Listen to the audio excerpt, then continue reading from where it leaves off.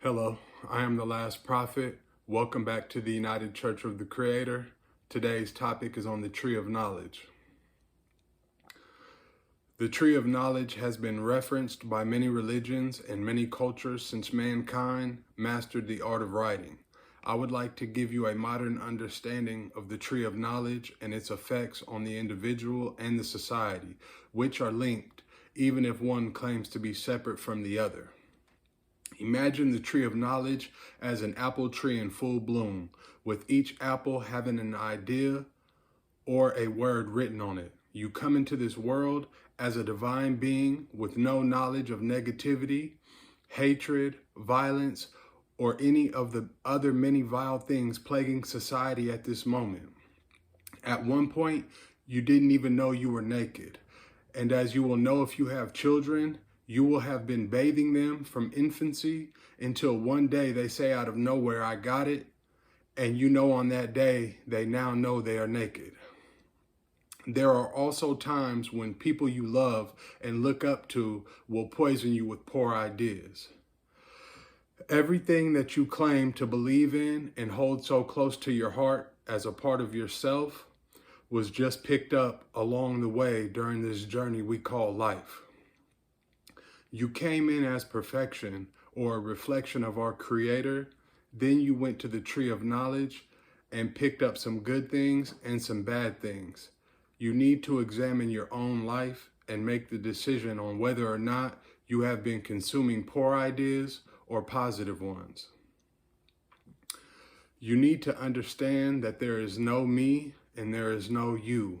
We have our individual names given to us by our creators through the Creator, and we have our unique genetic code. Outside of that, we are all only what we have consumed from the tree of knowledge, digested, and decided to let play out in the world.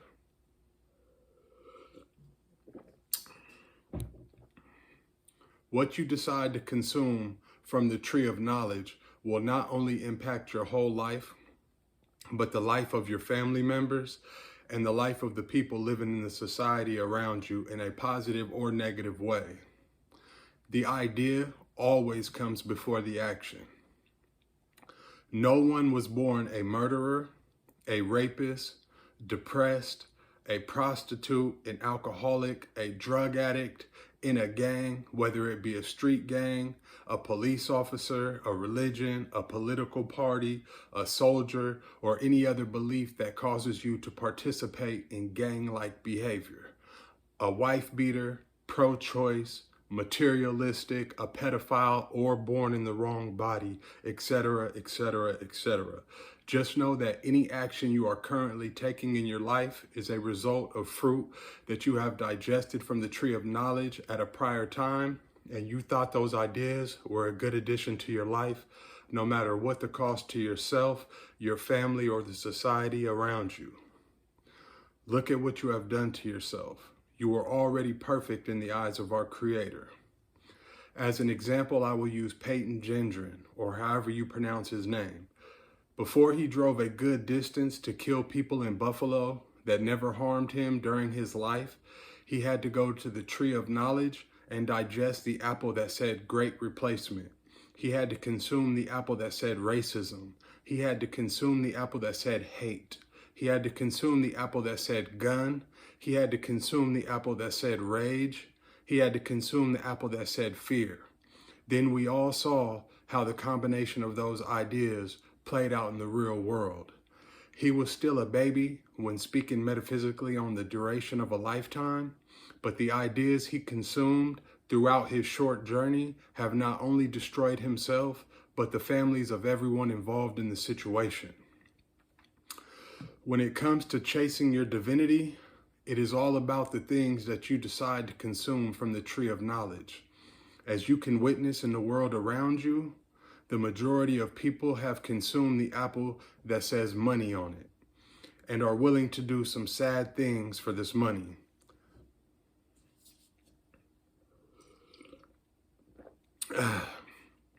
No matter what the cost, not understanding the value they came into this world with. I myself bit the apple that said money on it, and at a time in my life was poisoning people for money. And one of the only regrets that I have in this life is that somehow I thought it was a good idea, after growing up in extreme poverty with no father and a drug-addicted mother, to go out into the world and further the cycle by becoming the biggest dealer in my city and destroy many families for money in the process. Everything we do for material gain is not a positive for the world around us, and we must constantly self-evaluate and judge the ideas we consume thoroughly on how they will impact society, whether positively or negatively. I am telling you from experience that money will not fix you. I've had duffel bags full of money laying around and still felt every bit of my life's pain daily. Money will not heal you. Only love can do that. And you have to be open to receiving it, and you have to be open to giving it without constantly being worried about being hurt because of all the times you have been hurt in this life. I understand the hunger of growing up without, but you must not lose your spirit for things. I never needed the trap. All I ever needed was a loving family with everyone doing their part to keep us afloat. Be very careful with the ideas that you pick up and digest and make a part of yourself, because they can destroy you. There are way too many examples of man destroying himself through the ideas he has digested here to list. Here. I am trying to keep this as brief as possible, but let's use a person who has consumed the apple that says alcohol on it, decided to drive and killed somebody's child in the process. Whether or not he receives a long jail sentence, he will be judged for this action. I have been in prison with lifers who cry at night. It doesn't matter if it's on year 10, year 20, or year 30.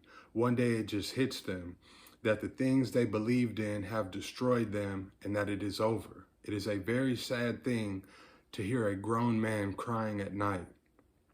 Every minute of every day is a perfect opportunity for you to put down any poor ideas you are currently operating off of that you know are harmful to yourself, to your family, or to the world around you, and to pick up or consume and digest better ideas for yourself, which by default will benefit your family and the society around you. My suggestion to you is to write down 10 key positive ideas that you believe you are or want to become, and constantly tell yourself, I am this, I am that. Nothing ego-based or pride-based, and you'll be all right.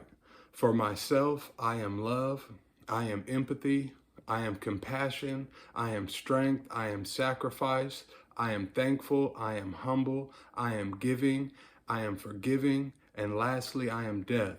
That is one of the saddest parts about me, but for the sake of my family members, the women in my life, my children, or anyone being victimized in a way that is unacceptable treatment of someone who might be stronger to someone who might be weaker, I am death. So be cautious when asking me for help, because, for example, if you are a woman who by chance is being raped by a man who is in violation of the masculine strength, which is supposed to be used for protection, but has gone to the tree of knowledge, digested rape, and decided it is a good idea to violate the feminine, I do not want to hear you screaming, stop, that's enough, or anything like that.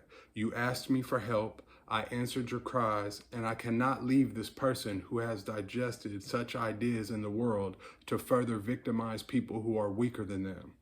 To our Creator, this would be considered a righteous kill.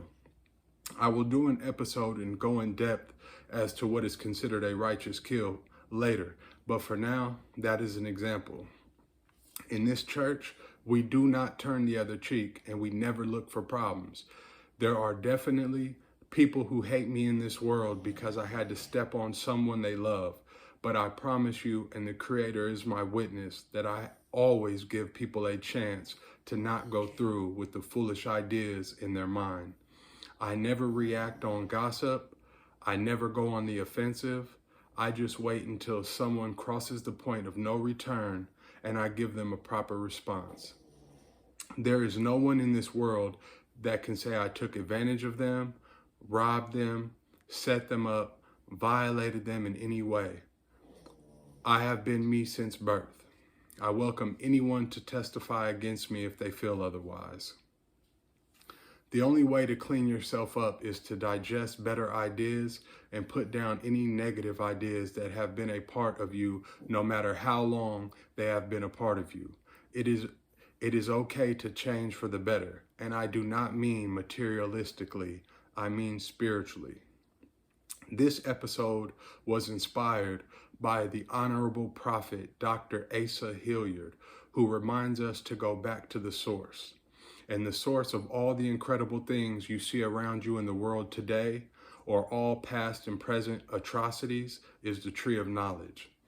To my Africans who might catch this video, I need you to Google Dr. Asa Hilliard and soak up everything you can from him.